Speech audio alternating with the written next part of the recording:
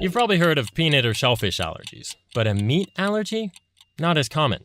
Even weirder is what might be causing it: tick bites, according to a study in the Journal of General Internal Medicine.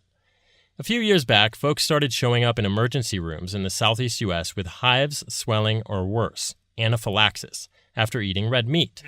For this study, researchers looked at 3 of those cases, and they found that tick bites, specifically those of the Lone Star tick, seemed to be the cause. The bitten victim's immune system appears to become sensitized to a substance called alpha-gal. And whereas all the major food allergies are triggered by proteins, the culprit here, alpha-gal, is a carbohydrate. Alpha-gal is found in the meat and fat of hoofed mammals, like cows, sheep, or pigs. So eating a burger can expose you to alpha-gal, which activates antibodies and leads to the release of histamines. Researchers say something similar to alpha-gal in the tick's saliva may set off the immune system, which then goes after the alpha-gal in meat, and leaves a steak lover ticked off.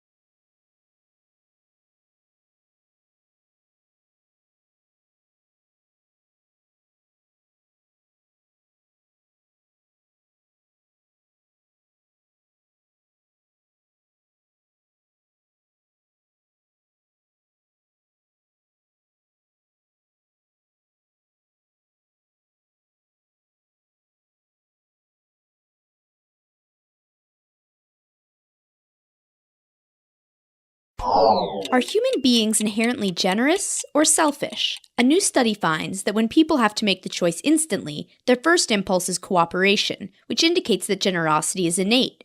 Only when they have more time to consider their choice do they behave more selfishly. The research is in the journal Nature. In the study, researchers ran several tests in which each participant in a small group received money and then had to decide how much to invest in a shared group fund. The more time people had to choose how much to donate, the less they gave. Subjects told they had to make a decision within 10 seconds, even gave more than others who were told they had to wait the same 10 seconds before deciding.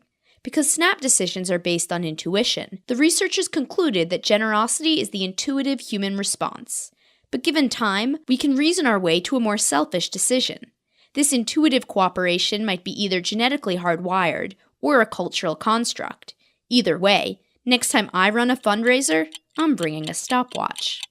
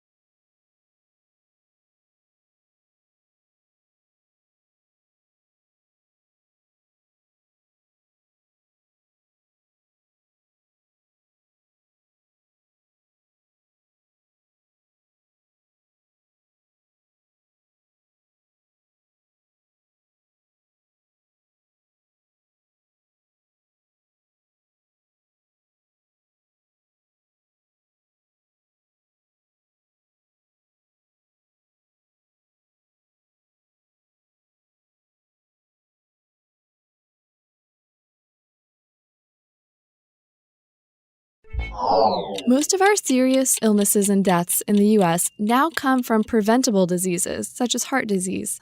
But we know what works to improve health. A new report recommends 43 changes that can make big improvements. To arrive at their recommendations, researchers reviewed more than 1,000 studies of public health. Their findings are in the American Heart Association journal, Circulation. Some of the suggestions, such as tightening restrictions on smoking, are already paying off in many areas. Others, such as increasing taxes for unhealthful foods, might face stiff opposition, but could pay off large dividends and health savings later. But some surprisingly simple suggestions could be easiest to institute. Try extending the hours for public parks and schools' recreation facilities, or improving sidewalks and visual appeal of neighborhoods to make people want to walk, bike, or run there more often. The authors of the paper argue that the next step is just for policymakers to put these changes into action.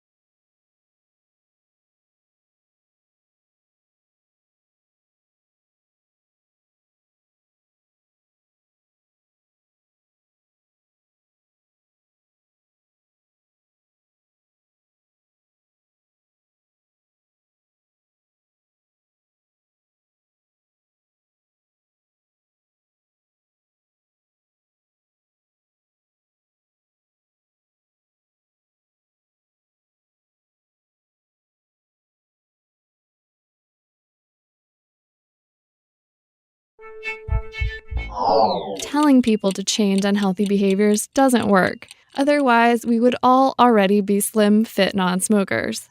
Whether it's habit, the temptation of an ad, or just the easiest option, we often rely on automatic behaviors to get us through the day.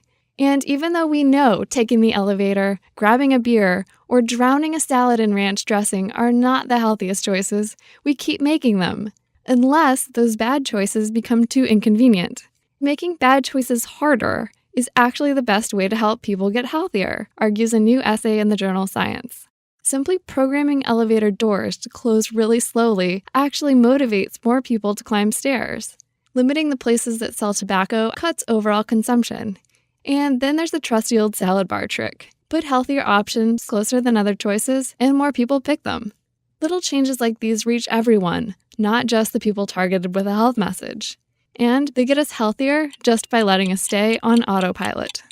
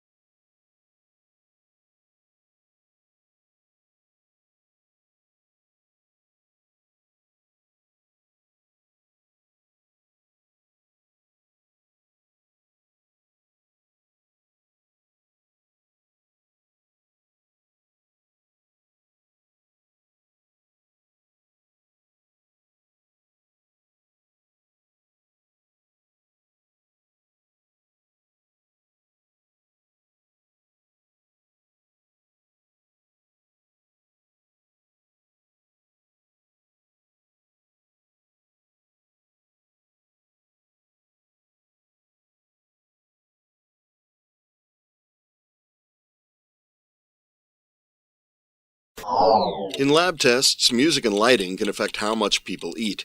Now a study has found that changing the ambiance of a fast food restaurant to more of a fine dining atmosphere lessened the amount of food people crammed into their pie holes. To quote the paper, softening the lighting and music led people to eat less, to rate the food as more enjoyable, and to spend just as much. That last finding means that fast food joints, which are accused of contributing to the obesity epidemic, might actually try it. The study was led by well-known eating behaviorist Brian Wansing from Cornell University and appears in the journal Psychological Reports. The researchers converted part of a Hardee's so that it had soft lighting and slow jazz instrumentals. The patrons were expected to possibly eat more in the relaxed section because they'd linger and maybe get dessert, but they actually averaged 18% fewer calories per meal than the folks in the rowdy section, down from an average of 949 calories to 775. The overall experience appears to have been a more satisfying meal, even if there was less of it.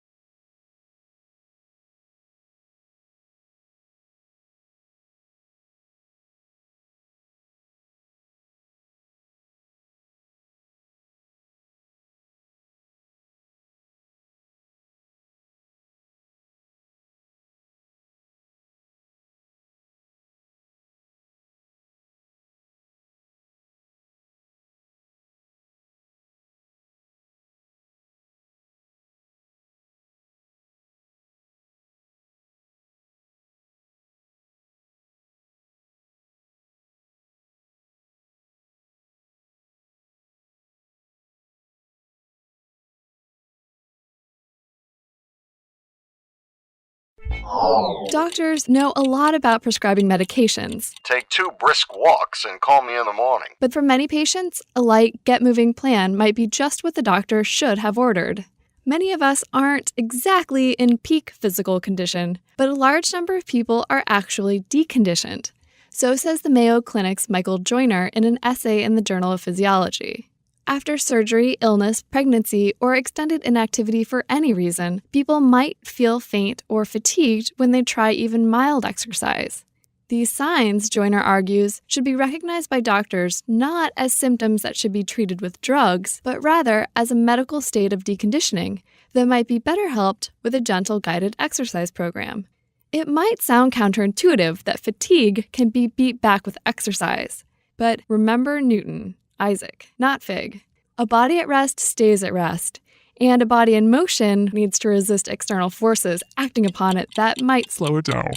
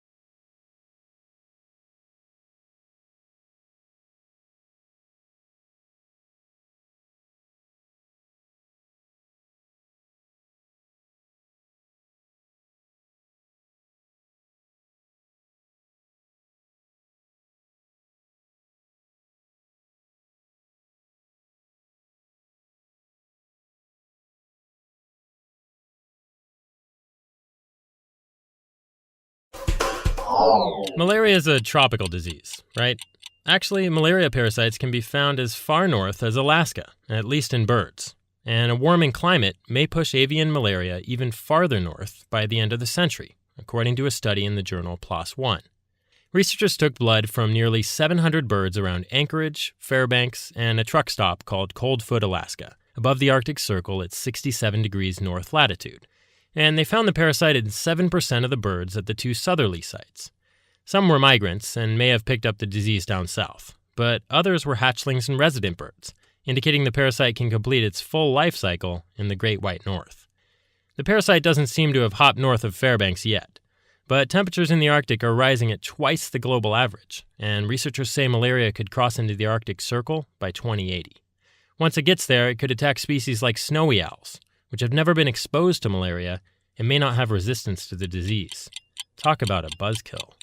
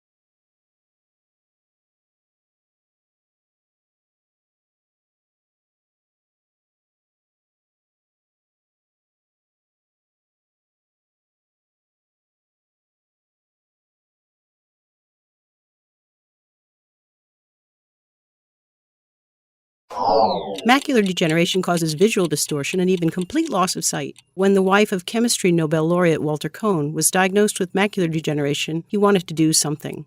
I spoke with him at the recent Lindau Nobel laureate meeting in Germany.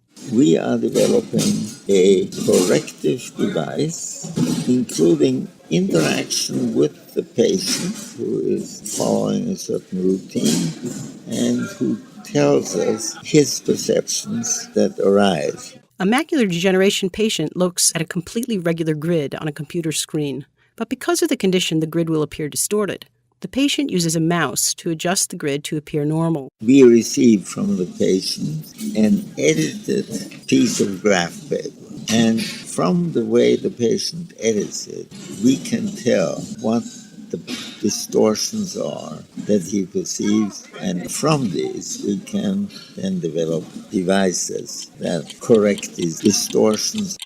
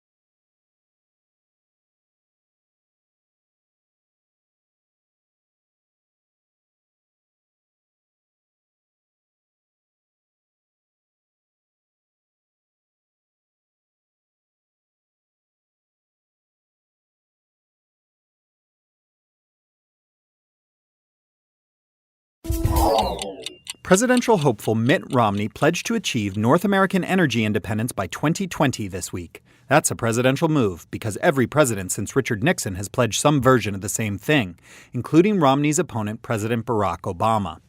Obama's version is called the all-of-the-above strategy: more domestic oil production to reduce imports, more electricity derived from wind, sunshine, and natural gas added to the U.S. grid, even more coal, as long as it has CO2 capture and storage attached. Romney's plan differs only in the details, that increased domestic oil production should come from drilling in the Arctic National Wildlife Refuge and other public lands, for example, as well as off the eastern seaboard. Both candidates love biofuels, even ethanol from corn. The candidates share another similarity as well, an inability to discuss climate change on the campaign trail. And global warming is one of the largest environmental results of U.S. energy policy, or for the past half-century, the lack of a coherent one. Until issues like climate change are included in the discussion, any energy plan is just a lot of hot air.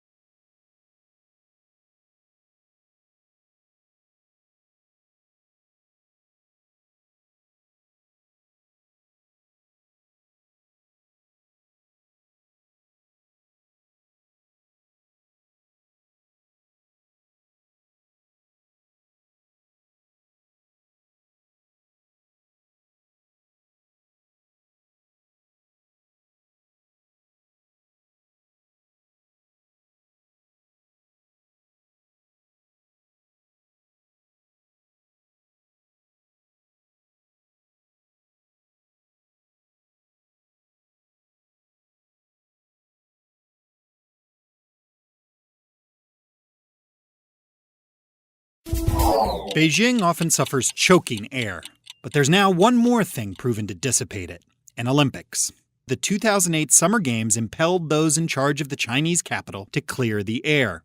Not only did they banish smog and smoke, they also inadvertently cut greenhouse gas emissions by as much as 96,000 metric tons during the Games. That's according to a new analysis published in Geophysical Research Letters on July 20th. The key was banning half of all the private cars in the city from driving on any particular day during the event. The finding suggests that individual choices, like whether to drive or take public transit to work, have major cumulative effects. London's so-called congestion charge for driving in town likewise cuts traffic and pollution. This year, London is bidding to have the most environmentally friendly Olympics ever. That includes building new stadiums atop former industrial sites and urging fans to choose public transit, walking, or cycling. But the British may not match the Chinese achievement, or even attempt to make the London Games carbon neutral. The Olympics that finally achieve zero carbon would really merit a gold for green.